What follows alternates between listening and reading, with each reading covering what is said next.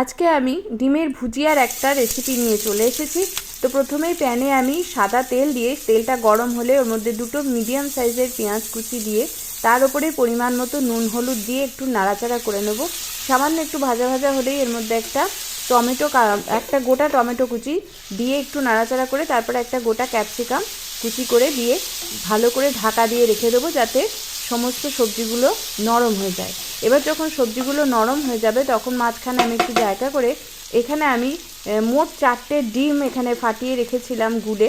তো তার মধ্যে অল্প একটু নুন দিয়েছিলাম, দিয়ে এবার অল্প অল্প করে দেবো আর মাঝখানে দিয়ে এরমভাবে আস্তে আস্তে এটাকে যখন এরমভাবে শুকিয়ে যাবে তখন আবার মাঝখানে জায়গা করে আবার অল্প দিয়ে এরমভাবে আমি মোট 4বারে এটা করে নিয়েছি।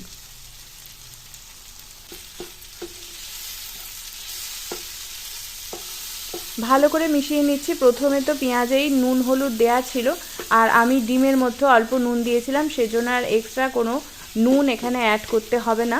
তো সমস্ত জিনিসটা যখন ভালো করে মেশানো হয়ে যাবে তার উপর আমি এখানে একটু চিলি ফ্লেক্স দিয়ে দিয়েছি। আপনারা চাইলে কাঁচা লঙ্কার কুচিও দিতে পারেন। শিমলা মির্চ দেওয়ার ফলে যদিও একটা যে লঙ্কার স্বাদ সেটা কিন্তু থেকেই যায়। তো যারা একটু বেশি ঝাল খান তারা বেশি করে লঙ্কা অ্যাড করবেন। আর এখানে ধনেপাতা আমার কাছে ছিল না তাই দিইনি, কিন্তু ওপর দিয়ে যদি বেশ খানিকটা ধনেপাতা কুচি দিয়ে দেওয়া যায় তাহলে আরও ভালো খেতে লাগে আর দেখতেও আরও ভালো লাগে। তো এখানে সমস্ত ডিমের ভুজিয়াটা আমার রান্না করা কমপ্লিট হয়ে গেছে। এবার আমি ঢেকে রেখে দেবো। তারপর যখন আমার রাতে এটা রুটির সঙ্গে আমি করেছি, তো রুটি হয়ে গেলে তারপর আমি এটা সার্ভ করব, রুটির সঙ্গে সার্ভ করব।